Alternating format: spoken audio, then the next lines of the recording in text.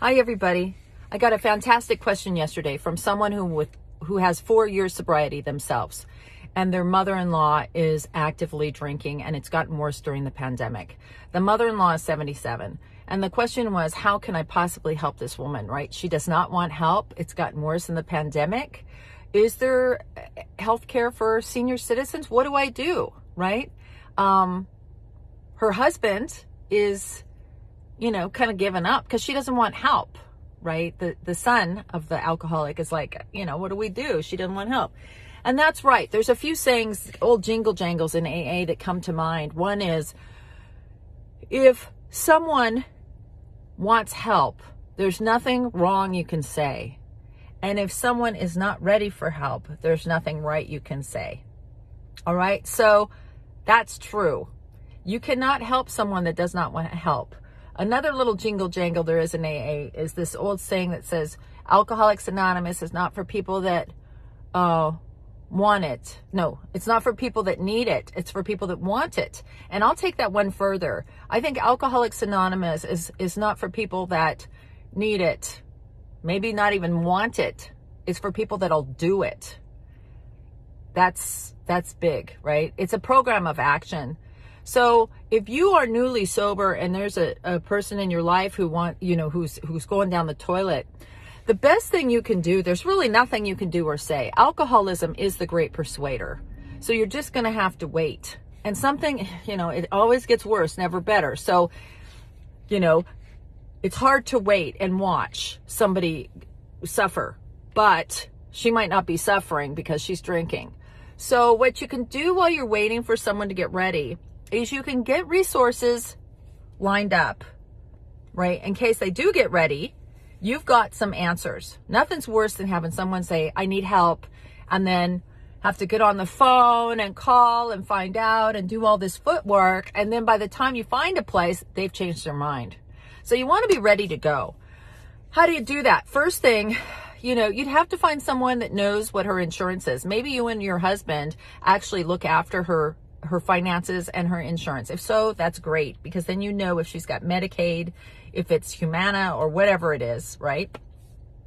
And you can call and you can find out if they have any substance abuse treatment programs in their network, okay? Whatever it is, Humana or whatever. If not, then you need to look for places that treat older alcoholics, the elderly. Some treatment centers won't do it because of the health risks. She might have a really good doctor who could look after her at home. You know what I mean? That would detox her at home. And, if she's ready, get meetings lined up, find out what is available if she's ever ready, when she's ready. That's what you can do. You don't tell anyone you're doing it. You don't butt into anybody. Don't sneak into her purse to get her Humana card. Don't do anything like that. But if you happen to have that information, if you guys are the people that help with that stuff, then you might already know who that is. And you can call ahead and find out and get ready. So if something happens, Now, if she goes into the hospital for some reason, if she falls in the house drunk or whatever and ends up going to the hospital, sprained ankle or, God forbid, I don't know. At that point, you have an intervention point where you can get the social worker at the hospital, take them aside and say, hey, we have a problem here. We need some help. We need some referral. We need some doctor intervention to say, hey, did this fall happen because you were drunk? Do you have a drinking problem? Right? There's a little bit of an access through that way. But otherwise, it's really hard as a family member to be helpful. Because you're in Alcoholics Anonymous doesn't mean you're going to help her with Alcoholics Anonymous. It means you're going to get her to a meeting and drop her off. You know what I mean? You got to stay out of it. You got to focus on your own program.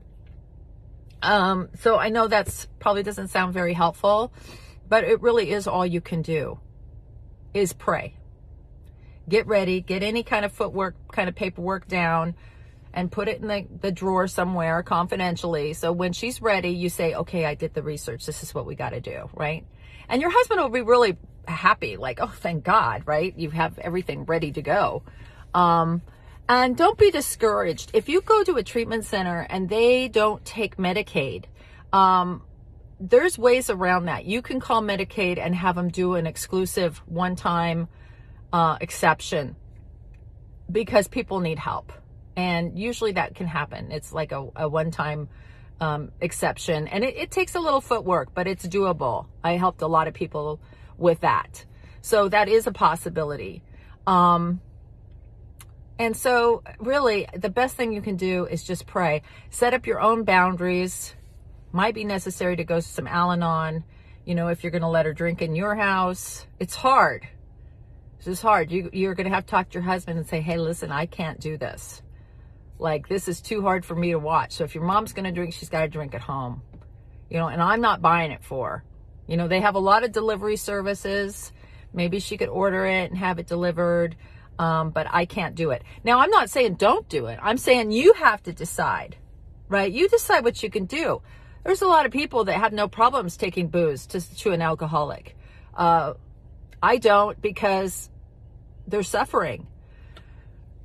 And I'm not going to drink it, but I don't want someone suffering. I don't want someone to seizure and, you know, fall out. But I also set it up. I'm not going to go over there every day. You know, I'll do it once, but you need to call Rite Aid and have them deliver. You know what I mean? Or something. Put Rite Aid number in their phone, or, you know, tell them 911 if something happens. You know, you kind of have to back up is what I'm saying. Decide, you and your husband decide what you're going to put up with, what you're going to tolerate. And so she has some consequences, because even at 77, she's going to have some consequences. And they're mostly going to be medical. She might lose her license right away, you know, and then she's going to be stuck in the house. So those are consequences that help an alcoholic decide what to do, if they're going to get sober or not. But yes, I know a lot of people that have gotten sober late in life and have had years of wonderful life, you know, after quitting drinking. So, you know, it's a great program if you want it. And if you don't, it's a little hard to watch. But doesn't mean you can't have love and tolerance, right? Just love and tolerance, but keep your boundaries, kind of step back a little. You know, Al-Anon is not a bad option. A lot of alcoholics end up in Al-Anon, and a lot of Al-Anons end up in Alcoholics Anonymous. You know, there's no shame in that. And now that Alcoholics Anonymous and Al-Anon and Nar-Anon and Narcotics Anonymous are all on Zoom, I think it gives people a lot more opportunity to get on there. So don't be shy to go to alanon.org and check out some Zoom meetings. There's even some about, you know, exactly your position with elderly parents who are drinking. Okay. So thank you for the question. I love your questions. That question came to me through the community text number I posted yesterday. It's also in my bio.